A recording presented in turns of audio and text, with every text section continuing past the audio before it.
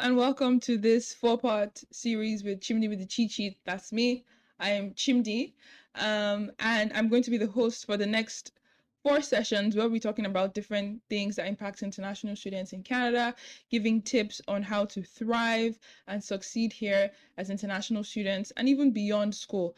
So our first webinar is going to be about thriving as international students, talking about academics, social life, and then we're going to have follow-up sessions about building a corporate career. And then we're going to have another one about entrepreneurship if you want to get into that. And then finally, we're going to talk about financial literacy, what you need to know. And so these are the topics that have come up from lots of international students who have questions. And so I'm really excited to bring you on this journey with my guests. And so today I have Precious here with me. So Precious, tell us, who are you? Okay. Hi, everybody. My name is Precious Adekunle, and I am just a girl. Just kidding.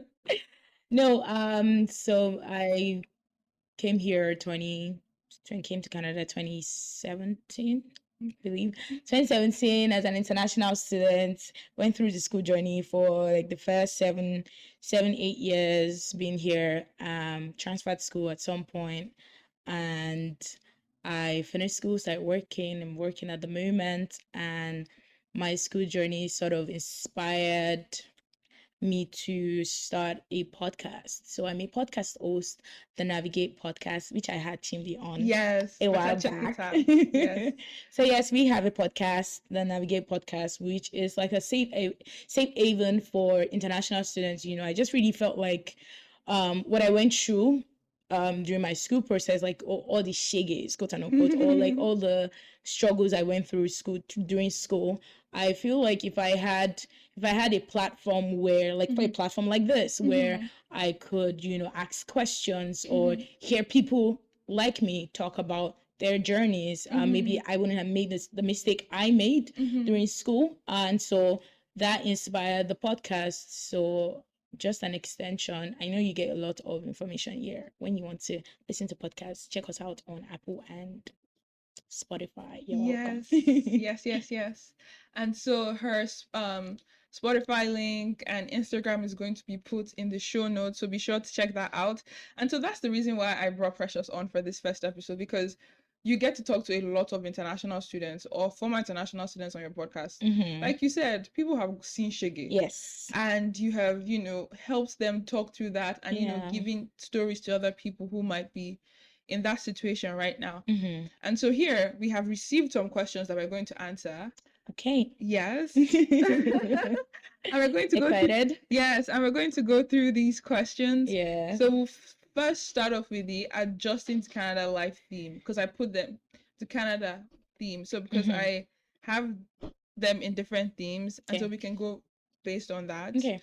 So the first question I have here is, what are some common mistakes international students make when settling in, and how can I avoid them? Okay. So, hi, international student. You made it to Canada. First off, you made it. And that's a big deal, Everybody plans out, I want to school here. You're anticipating, leaving your various countries to start a better life and whatnot. And so you're here now. So congratulations. Yes. You're here now. Or maybe you're on your way here. Yes. So when you settle, I'd like to believe we're tailoring down to people in school. Yes, pretty people much. in school, students. Okay, so I'm guessing you're in your various schools. You've probably figured out accommodation and whatnot. So I think one of the biggest mistake international students make is you're not exactly being sure of what you want to do. And so it's different when you leave your own country thinking, I want to study ABC. Like, did you study what you came here for?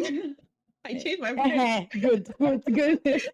I first off wasn't even sure of what I wanted to study, and so when I came here, because Canada is a land of opportunities, they say, but you have to know what you want to get what you want out of this country. And so I didn't necessarily know what I wanted, but I thought something healthcare really. And so I came to University of Manitoba, and I was pretty much tossed around just because I didn't know what to do. So I would say the first thing is actually have a clear goal in mind. I'm here to study nursing. So you coming and you seek for information in that regard. So I can find an advisor. Every school has an advisor. At best they have a website. Sometimes can be confusing or not, but usually they'll have a number or an email to reach out to somebody to help. I'm not sure how helpful advisors are. Everybody had different stories with advisors. I felt like they confused me more than they helped me. But you know what? Maybe that was just me not even knowing what I wanted from the jump and itself. But I'd say definitely highlighting what you really want and just asking questions like you want to do nursing, you want to do computer science, you want to study education. I was talking to one young adult that wanted to teach. And so from the jump, I'm like, oh, she finished high school, so what are you doing in school? She was like, I want to teach. And so to teach, you need an education degree, and that's a post-grad degree. You don't just go to school from jump and go and learn education. You have to first have like a first degree, and then you do your 2-year postgraduate degree. And so the whole time I was just like, okay, so she's like, yeah, I'll go to UFW and study blah blah blah blah. I was like, okay, just find out. So I kind of wanted that. I threw the question back at her to just make her a bit curious. Like, what's the process like? How many years will you be in school? Like blah blah blah blah. And so I interestingly was talking to her yesterday, and I was like, oh, so what's up with school? And she was like, yeah, so school now, I'm doing English. I was like, oh, we're doing English now. From the jump I thought we were doing education. So just if you please, you can dream. I didn't want her to feel like, oh, you want to do education, but your first approach to doing an education degree is first doing a first degree. So if you want to teach, if you want to pilot, if you want to be a lawyer, if you want to do med school, especially things like med school and law, where you have to have a first degree first. So whatever you want to do, that's fine. Have it in mind and start seeking information. Start ask questions, talk to people, go to school advisor, watch YouTube videos, reach out to platforms like this, ask questions. So I'd say one of the very common mistake people make is first not knowing what they want. That is so true. And then coming and then now being tossed around because there's every and anything you can find in this, but you're probably not with your parents. There's freedom, so it's very easy for you to get distracted. Even in school, like me coming there thinking I want to do something health related and not knowing exactly what I wanted. Trust me, I tried nursing, I tried health science, I tried respiratory therapy. Are you of them at how many years? 4 years. I'm here and there and here and so all of these things, they're good on their own. But as somebody that didn't necessarily know what she wanted, they were distractions because I ended up transferring and not using my transcript. Right? So know what you want and start seeking information in that regards. But hopefully you talk to the right people because there's that.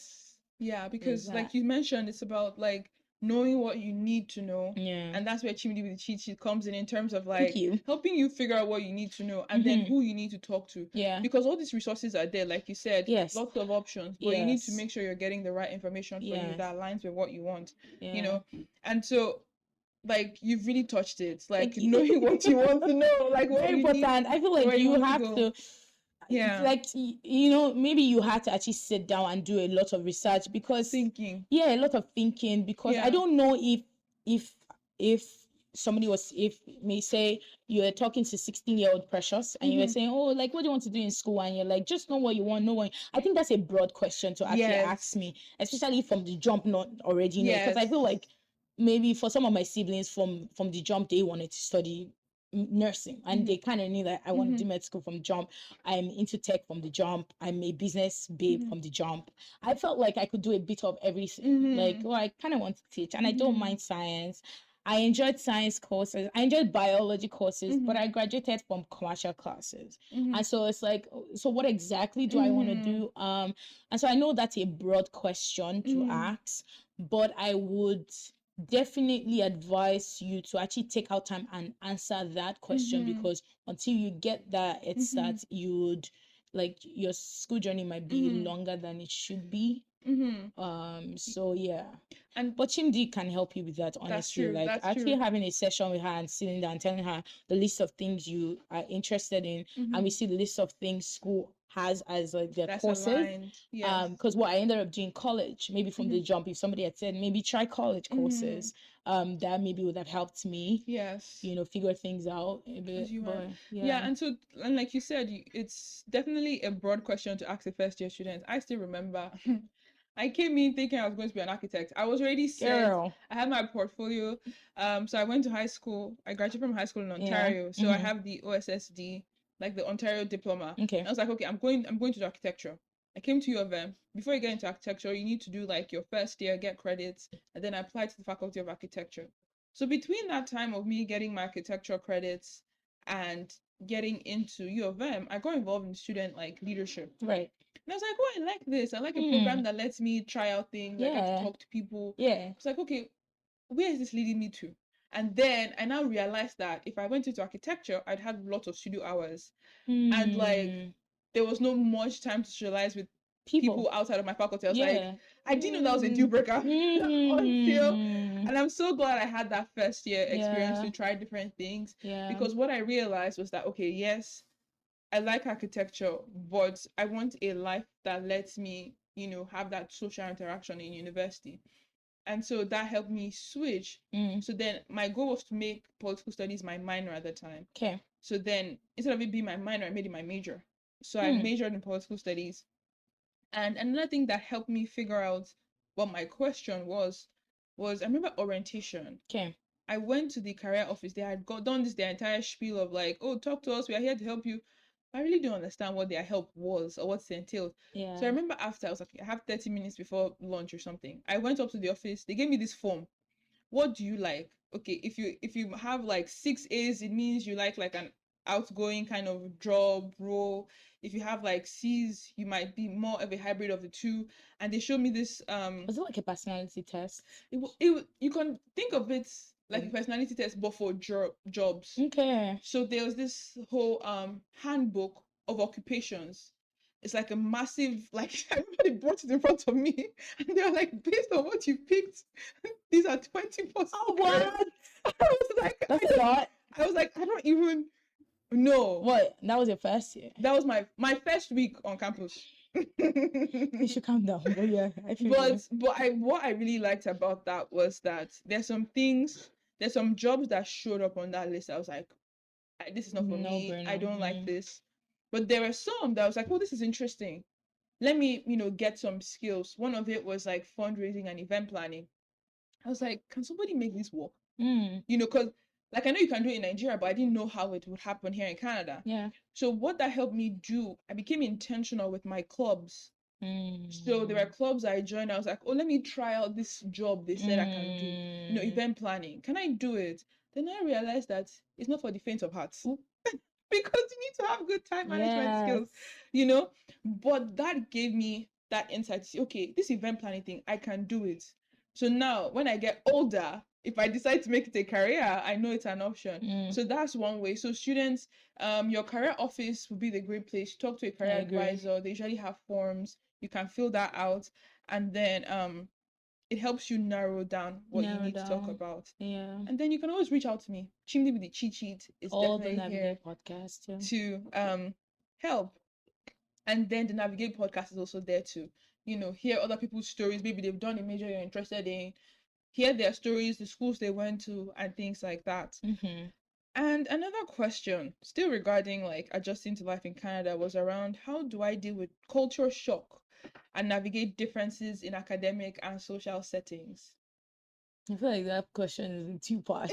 It is. Culture shock in itself, different. I feel like there's an old thread or culture shock on the internet where you can just scroll away and laugh and just feel like, oh, I'm not alone in this. Let me see, what's my first culture shock? And then I'll ask you the same question too. Culture shock, okay. Let me see. I think I remember going for my first course when I came here was English 1400. I don't know who sent me, but sure. I don't like English like that. But anyways, so attended class. At this time it was summers. It was my first class was during the summer, and then I think orientation was going to be later that summer. Okay. So I didn't like have a proper orientation before classes started. So I didn't know there was anything like Learn, like an online platform where you can access like your course notes and other resources. So I thought everything I got from my lecturer in class was all there is to know about this course. And so, that meant that I had to be extra attentive in class. Like, I was always like panicking, like I had to be class before. When everybody leaves, I'm there after, just trying to remember what to say and write it again because I just thought everything there is to know is what my professor is telling me in class. And his accent shocked me. Yeah. That's my first cultural shock. I was like, am I the only one that can necessarily hear what this man is saying? Yeah. But later down the years, now learning that I could have said, sorry, can you speak slower? Yes. Or can you come again? Yes. Or explore if there are other how there's, because it's English 1400, that's not the only professor taking that course for that semester. And I could have explored going to the next class to see if I prefer that person's teaching speed or style, sort of better.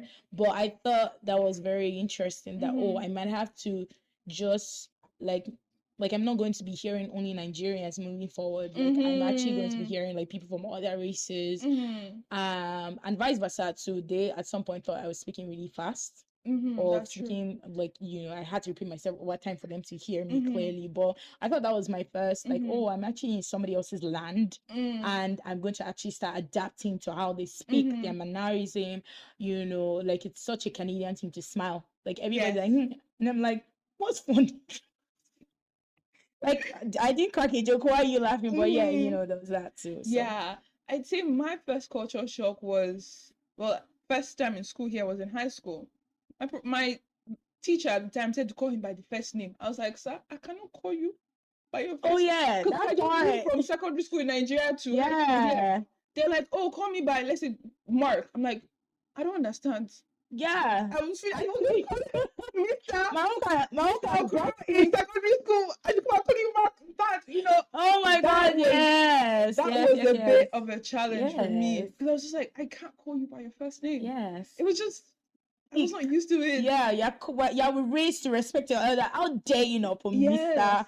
or their profession, say professor this or professor that. And I remember, I think there was one time I slipped up and I called the person Mr. Mark Everest. Mr. Everest. He was like, oh, I'm not Mr. Everett, that's my dad. It's like, sorry. That's different. So he's like, oh, call him Mark, that kind of thing. And so I was like, okay. Yeah. So for me, it took me a couple of weeks to adjust to that. Because after, let's say, my attempts at adjusting, when I came to university, I was like, okay, I call this person by their name. Their name is Sharon. Your name is Sharon. Yes, Sharon it is. Except the professor is like, okay, I'm a doctor. I have a PhD. Call me Dr. Sharon. That's different from Mrs. Yeah, or because Nigeria, you assume that everybody is married, so you call them Mrs. This or Mrs. That. But here it's not that. It's not that. Yeah. So that's interesting. That was a very interesting, experience. I'll just say one more. Yeah. Like come to Canada and realizing that there's like you have to be so in tune with weather. To all the conversation, like there's weather talks, like that's a quick icebreaker. Oh my God, today's weather, like okay, what's today's? Do you know what degree? I don't know. Okay. Maybe like 6 or something. 6 or -6. 1 degree. Anyways, my research is always there to help me. When they're like, oh my God, today's weather, I'm like, I know, like it's like it's so windy today. And I'm like, nobody. Not in Nigeria. Nobody's. It's sunny. It's rainy, and we keep it moving. But like, I feel like I prep myself before leaving the house. Oh, hey, what's the weather like for today? Yes. Don't give me a debrief. But yeah, that was that. Yeah, and I know for me, before I get to work, I always check the weather. It's one to help me plan what I'm wearing to go to work, but two. But for the conversation, there's always something to do with weather. It's a very good icebreaker. Like if you're trying to check a conversation with your prof or whoever in class, you're like, oh my God, it's so windy outside. Wow, and then I took a nice walk. Yes, like oh my God, it's not as bad as yesterday, and then that's where you kind of start a conversation for. So you're welcome. So that's a tip on how to navigate that cultural difference. Yeah. And then the second part of the question was what again? Yes, social settings. identifying like how do you navigate social settings, the culture shock. We talked about culture shock in terms Mhm. of professors. I'm talking about like adjusting. If they Mhm. say call them by their first name, call them by Call that. If them. they say call them by Dr. XYZ, call them by that. Yeah. Don't try and be like, oh, I must respect you. Yeah. They might not take it that way. Like the Right. example I shared, the person didn't like it when I called Yes. them Mr. Everest versus Yes. just Mark, which is what they wanted. Yeah. And so on to the social settings. How Okay. how did you navigate social settings? So I've come to realize that the things the things I did as a Nigerian living in Nigeria Mm-hmm. to avoid to stay out of trouble Mm-hmm. are the things they need you to do here to actually feel like you're involved. So I'll explain. So in Nigeria, everybody, you mind your business. You mind your business. Nobody called you, nobody mentioned your name. You mind your business. But here you don't mind your business. You talk because then they say you're not contributing. You're In not, class. you're not, or sometimes they can read that as you not being interested or interested in what they're talking about. Class, work, because you can also work while you're taking your programs at school, so there's also the Canadian experience that you're expected to have by the time you're done with school, so there's that. Or you go out on a class party, or maybe you just went to grab lunch or whatnot, so you're expected to have an input. You're Talk. expected to have, to just say something That's on the true. matter. Like, I would expect, like, back home, when I'm being called upon is when I would say something. Yes. Right? When you're in class, they call your name and then you say something, or you're outside with family, they don't call your name, you don't You don't talk. say anything. Like, you know who asked you the question. But coming to Canada and realizing that, oh no, like, they want you to interrupt, they want you to Yes. make a very funny joke, or because that's to them is like, oh, she's interested in this, like, or she's not being snobbish, or she's not being, and you know how Nigerian can just have a straight face, and Yes. people just assume that, Yes. yeah, she's not a friendly person, she's not a nice person. So that is very important. Don't feel like you're minding your business. Nobody's expecting you to mind your business. Please open your mouth and talk. Yes. In class, ask Yes. questions, even if it's a dumb question. There's no dumb questions, That is first off. true. So ask questions. Make sure, like, people around you are aware that you're there. That is very true. Like, and so when That you're is not very there, true. they know, oh, like, oh, we're not laughing today because Chimney is not here, Abi, or yes. we're a bit serious today because Precious is not here. Like, don't just be dormant and say nobody's going to call you to necessarily make a major input. Like, interrupt. If you have questions, ask your questions. If you have answers and somebody has answered it, answer it in your own way. Yes.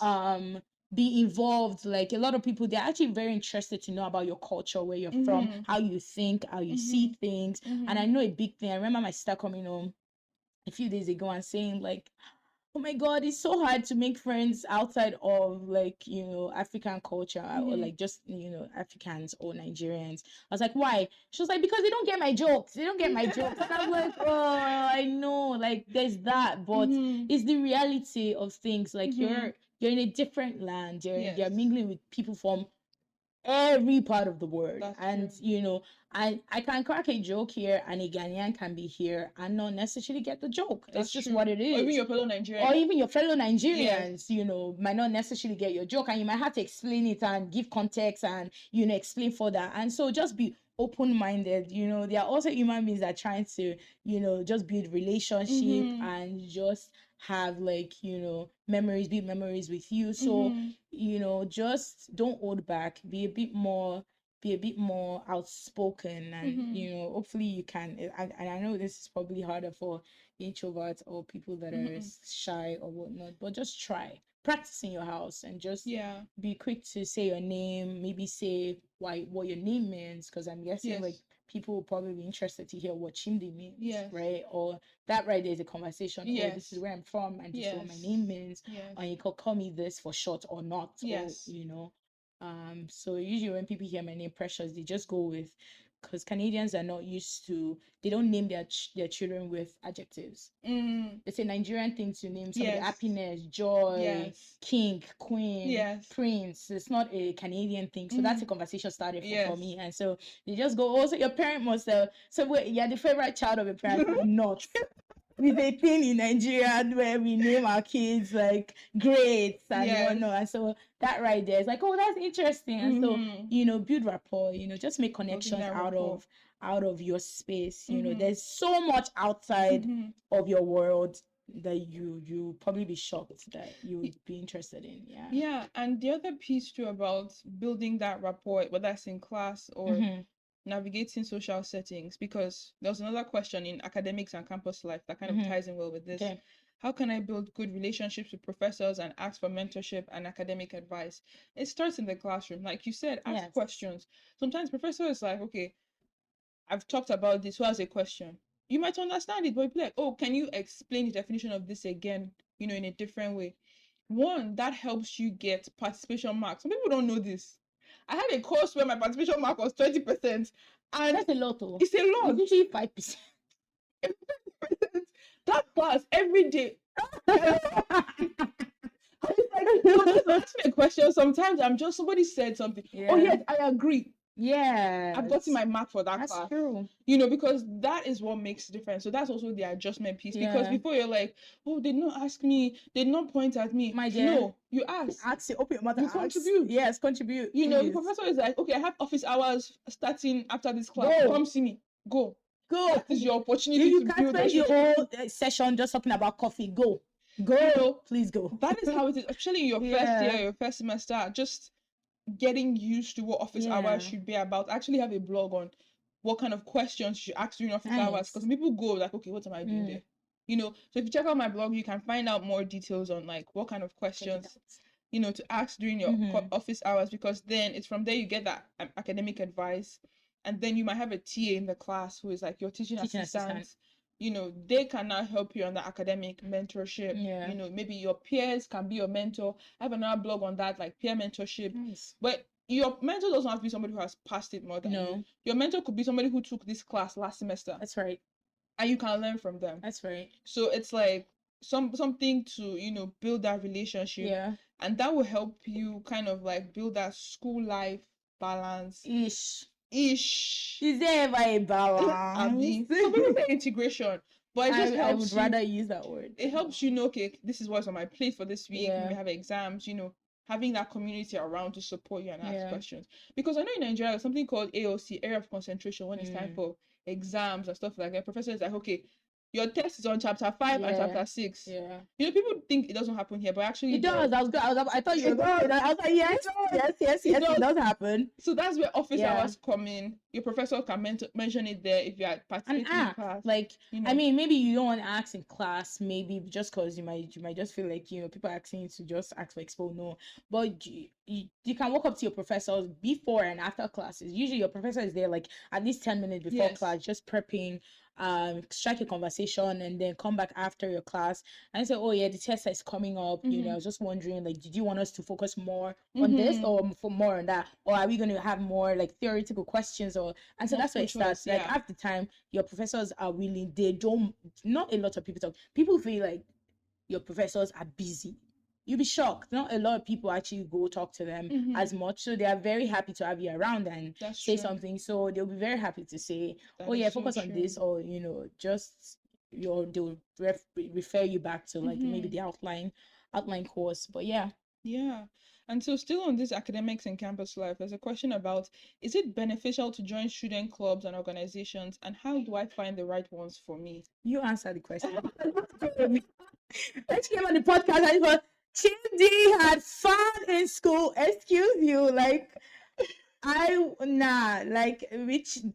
when Chimdi came on the podcast, she was just telling us all the experience. I was just like, you know what? I want to go back to university now. I want to have fun like she did. I want to do the right things. I only heard about clubs when I left UOVA. Oh, okay. Yeah, and then now hearing people saying, oh yeah, you sign up, and sometimes there's a fee to pay monthly. But usually when there's scholarship or bursaries out, you probably get the email before every other person, and all the perks that comes with just volunteering and being involved. And I'm like, because the university is like it can Really just be a big. big city where you just feel Yes. very lost. And Yes. so clubs are usually apparently they're very useful They're to really settling useful. into school. So you tell us Yes. more. So yes, it's definitely beneficial to join clubs. Before the podcast started, we were talking Yeah. about the Nigerian Students Association. Yeah. And they just did a fake wedding party like for one Yeah, day this so weekend, fine. and people Fun. turned up.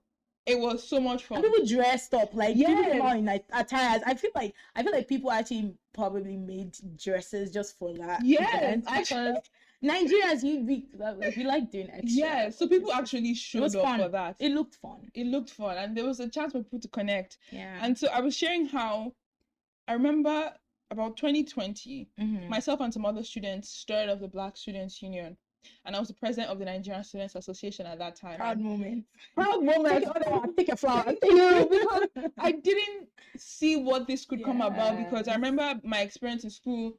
There were lots of Nigerian students, lots of international students, but we didn't have that, space to build community. Mhm. And so in building these clubs, with intention, Mm. we're able to have a place that supports students, whether it's academically or socially.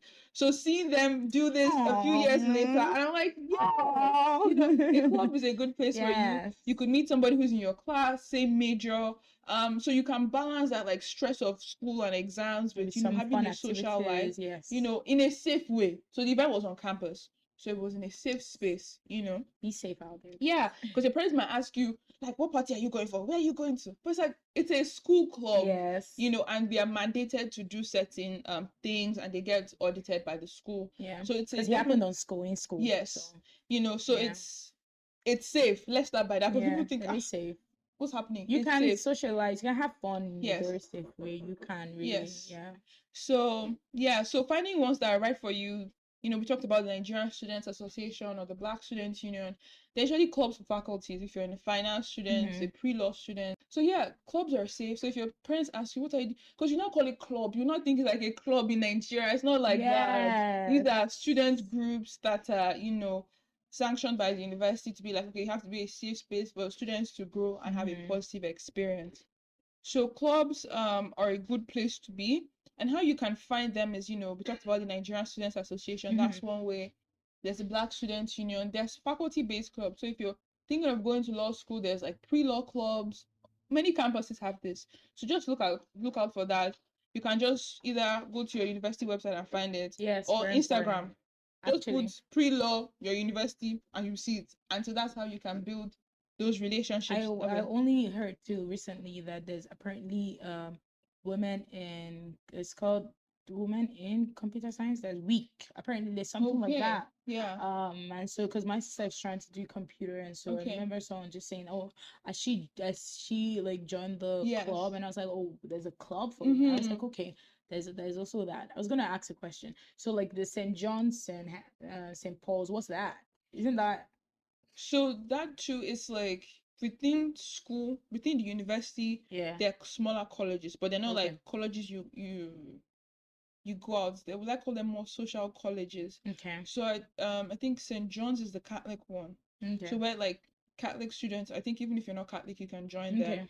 And so they have different like events, maybe like spiritual support in terms of like, okay, maybe there's mass, or they're having like Catholic related events for students to come together because they're Catholic and they have those interests. Okay. But then with those clubs too, if you're part of them, you have the option to get bursaries, because they usually have bursaries associated with them. Scholarship and whatnot. Scholarships, and sometimes they have a membership fee. It's not always that it's much. Not crazy. Yeah, pretty cheap, I hear, compared to how much you get out of it and the benefits. Believe at U of M St. John's you get a free locker on campus. Yes. So that really helps for students who like live off campus and you have heavy textbooks. I kid you not, I had a textbook in my first year that was, oh my god, I wish I was blind. It was art history. It was massive. I meant to use that textbook for 2 years. What? So you would have it for a long time. Yes. Yeah. So the textbook was so heavy. So having a locker, you keep your stuff in the locker. Maybe you go to all your classes and come back, or keep your winter jacket so you don't have to be carrying it. Or if you're going to the gym, you can have your gym wears in school in the locker, so it's easier for you to change and go work out. Yeah. So there are different clubs like that. Yeah. So I mean, we're talking we're talking and we're relating to University of Manitoba because that's all we know. Yes. Well, I also went to MITT, so there's also that. But in your various schools, Yes.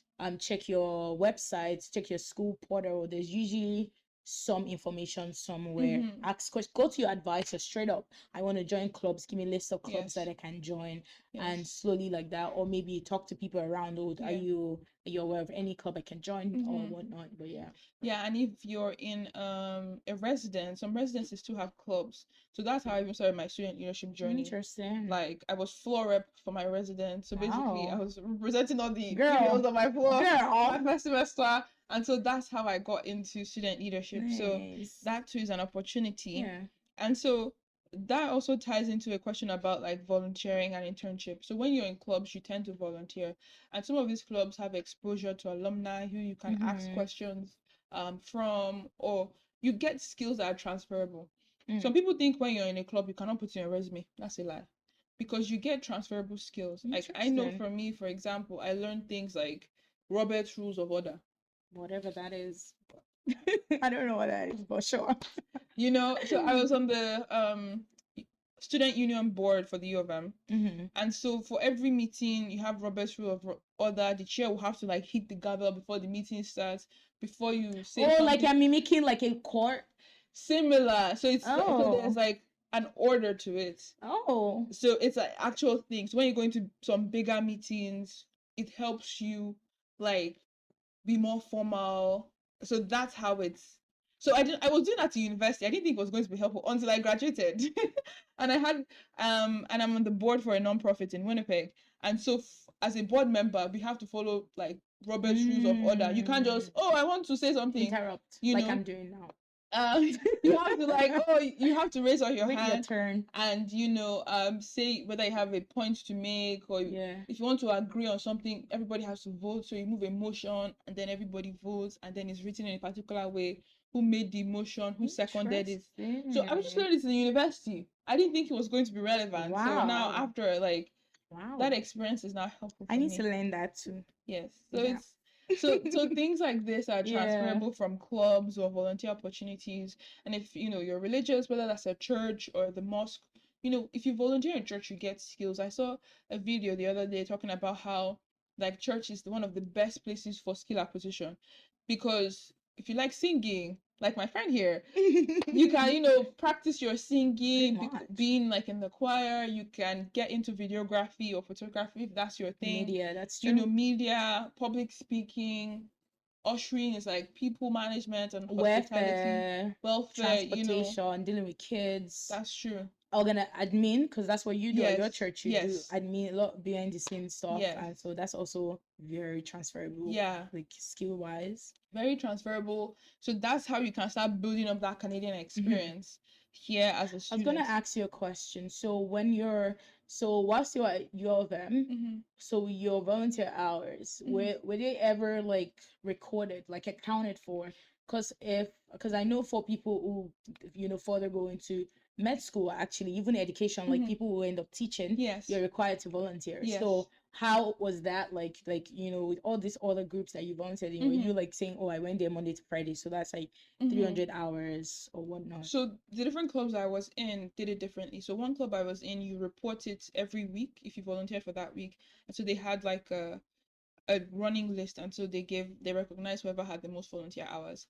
However, for the Nigerian students group, before I left, I made it a thing where if you volunteer with a group, you get it on your like extracurriculars transcript. So U of M has that experiential learning, because they know the value of learning outside of the classroom. So if you volunteer with UNISA, you get like that extra transcript, whether it's your general member, and then you can present that when you're applying to jobs, applying to med school. Be like, I volunteered 200 hours in the past how many years, and it shows what you did. And there's a validator from the club that validates it, and the university that validates it. And every year there's a whole audit that goes into it. So that's another great way to keep those hours on track. And even with that, there's some scholarships that you can get just from volunteering, and they're not even tied to the school. Some of them are banks are like, who has volunteered, or have you give back to your community? Let us see. And so you have that record. Canadians value volunteer hours, especially if you're going through university, when you're done, people expect you to have experience. Yes, some kind of experience. Some form, some shape. Whether or not you get an official job, because you didn't work outside school. No. At all, but she made money on campus. Cool money. But yeah, you're expected to have Canadian, because when you finish with your degree, nobody's trying to hire somebody that just finished BSc, whether or not you got this distinction. Oduduwa will not catch me outside.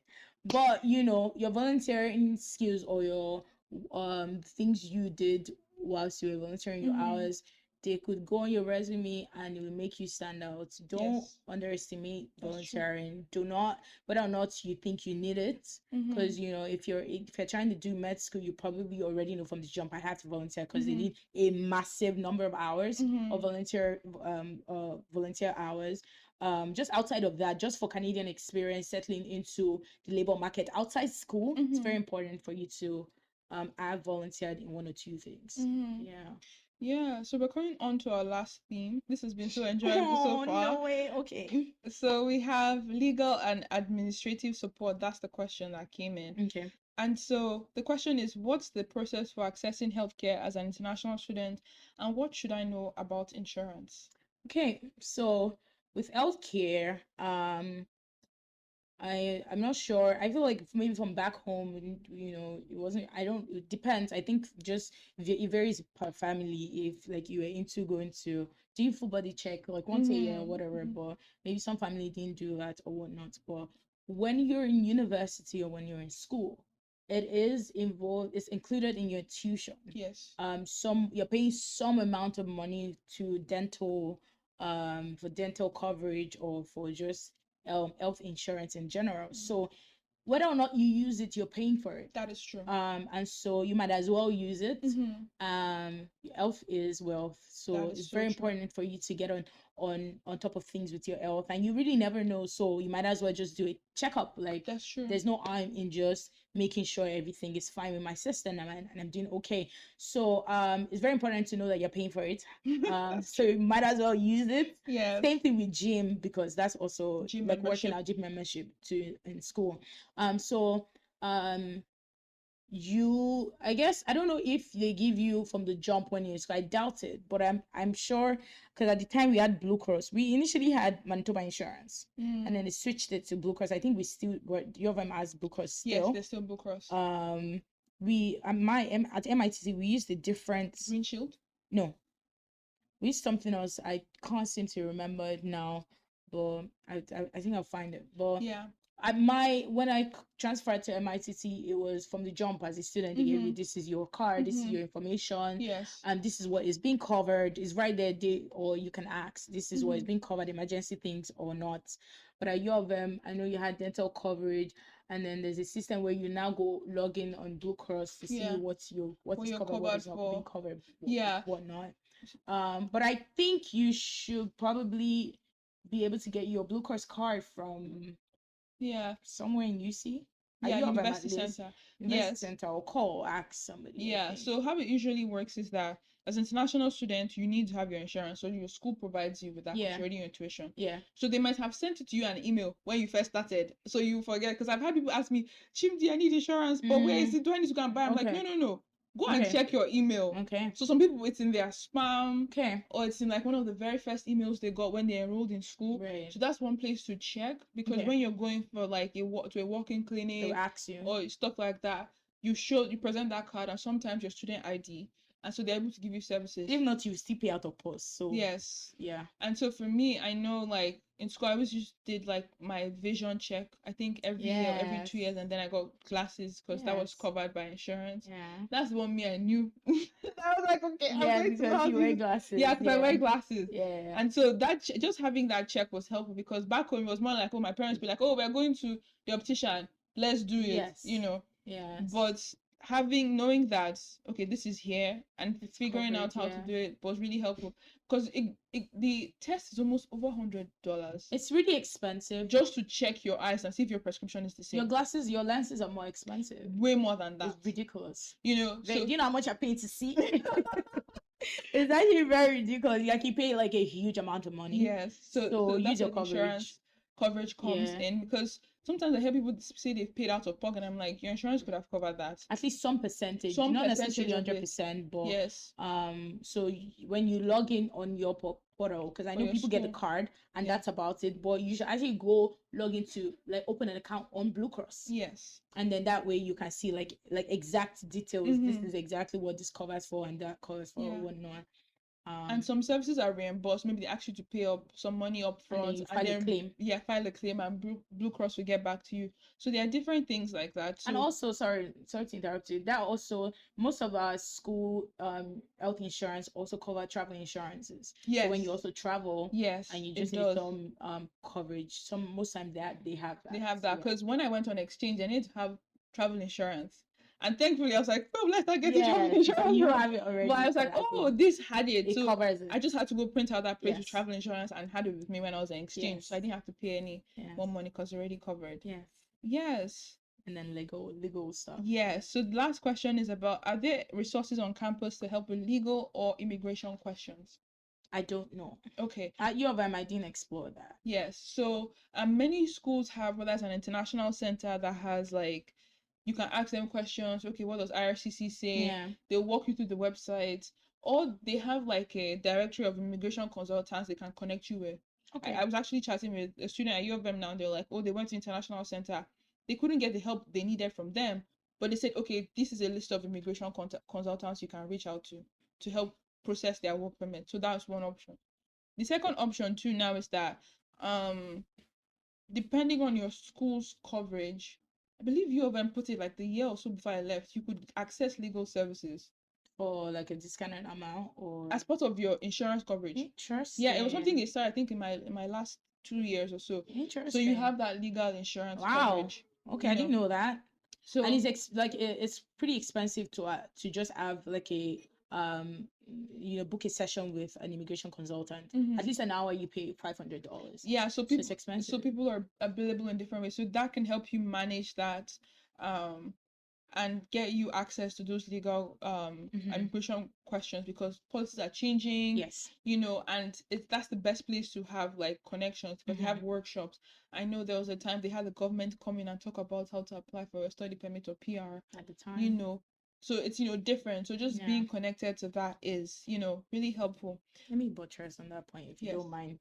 So just because I find that Nigerians, or just immigrants, so I find people on two extremes so far with my little statistics of talking with international students. There are people who are extremely on top of things, and there are people who absolutely have no idea about what's going on outside of their current university. So you're here on a permit. So your permit there's an expiry date.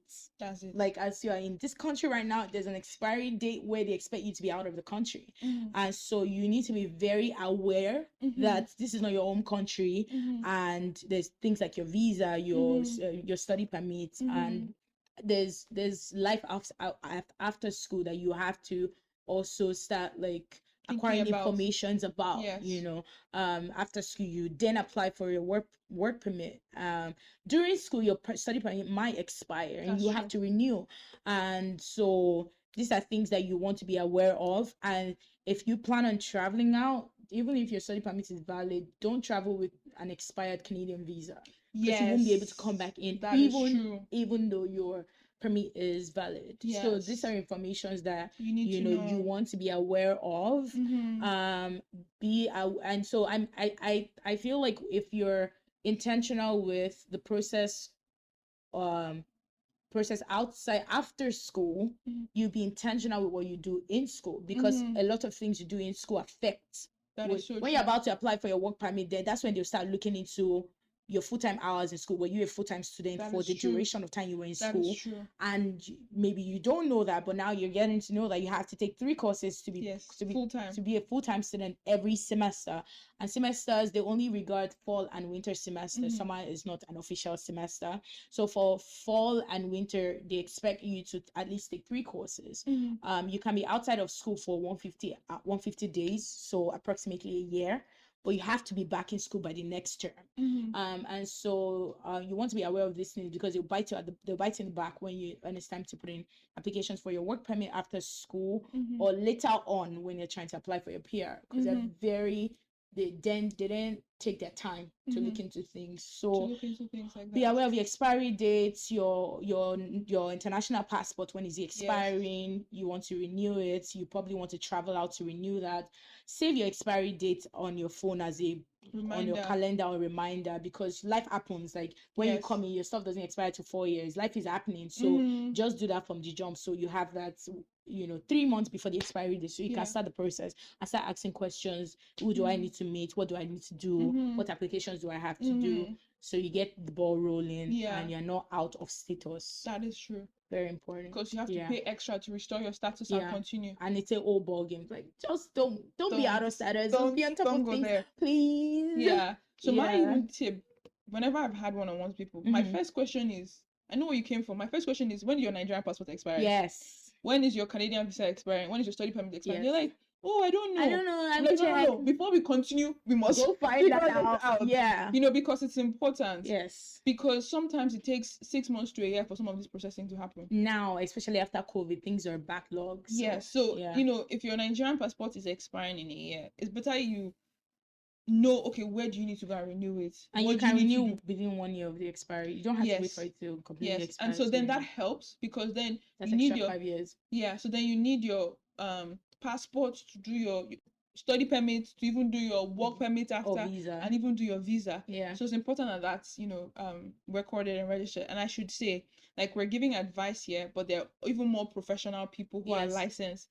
So make sure to talk to them, whether that's like advisors on your campus, immigration consultants, lawyers, and things like that. I also want to impute that there are MLAs. So there are Manitoba Legislative something. So there's the MLA is distributed around the province or around the city too. So think about it like this: there's local governments. Back at home, we had you had a local government, I had the different local governments, as opposed to what they are meant to do that they don't used to do. Over here, there's an MLA for every district. There's an MLA for Pembina, MLA for Waverley, MLA for St. Norbert, MLA for anywhere and everywhere. You just go on Google and type MLA on Pembina if you're in Waverley, MLA on Waverley. So what that is they are advocates for you. You can literally walk up to them. You can go to their website, book an appointment, tell them, so I want to, if just in case you're trying to find more information, or I need to renew something, they can help you with that. And sometimes you need provincial attestation letter now. That's a thing. So they can be your best for that. Don't worry, they're very friendly. They are happy to help you. I promise you, they'll follow up with you and call you back and say, oh, just following up, because I use them in my PR process. Just following up with you. I know you reached out 3 months ago. Did you get any response from them? Because they advocated for me. They reached out to IRCT and say, oh, we have this residents in our area that blah blah blah. So there's also MLAs. I also wanted to, because I don't think a lot of people know about MLAs. So So wow, Precious, we've talked about a lot of things, from adjusting to life in Canada to academics, balancing legal and administrative support. We've talked about a whole bunch. So I just want to say thank you. Oh, thank you. Thank you for having me. And I'm just going to do a quick recap of 5 takeaways for people to have. Okay. And then we'll be officially done. Okay. So first, talk about adjusting to life in Canada. Some common mistakes people make is like they don't know what they're here for, and sometimes they don't ask questions when they're in class. So the point is to make sure you're surrounded by the right people and asking the right questions. We talked about student clubs and how beneficial that is, because it helps you build your Canadian experience. And we talked about attending office hours to build relationship with your professors. And we mentioned how volunteering, whether that's in your faith group at church or in a club, can help you with your networking and connecting with people you need to connect with. And finally, we ended up with legal and administrative support, talking about your passport, your expiry date for your documents. Know those dates. You need to remember when they are, and remember to renew before it's too late. And then there's legal resources on your campuses, like your international center or your MLAs. You can ask questions for, and MLAs are in all the provinces in Canada. And so you can reach out and ask them for help, resources, and questions. And we've just given you advice today, but there are even more professional people that can help you on this journey to thrive as an international student in Canada. Thank you, Precious. You're welcome. Yes, yes, yes. So we are officially done. Do you want to say bye to our viewers? Yes, I would like to say you're an international student, but have fun, you know. Have fun. It's a journey, be intentional. You meet people in the way, so take it one step at a time. I'm rooting for you. Okay. Yes, yes. Thank you for having me. So, Yes. thank you so Thank much. you for being here. And I'm really excited to continue this webinar series. Like I mentioned at the start, we're going to have Nigerian professionals who have thrived both in their careers as, corporate Canada, entrepreneurs. We're going to talk about financial literacy, what people need to know about finances here in Canada, because the way you manage money here is different from back home. Mm-hmm. So keep an eye out for that. And we're looking forward to receiving your questions. You can drop them in the comments or reach out to me on Instagram at Chimdi with the cheat sheet and Precious at the Navigate podcast to ask your questions or follow up. Thank you. Bye. Bye.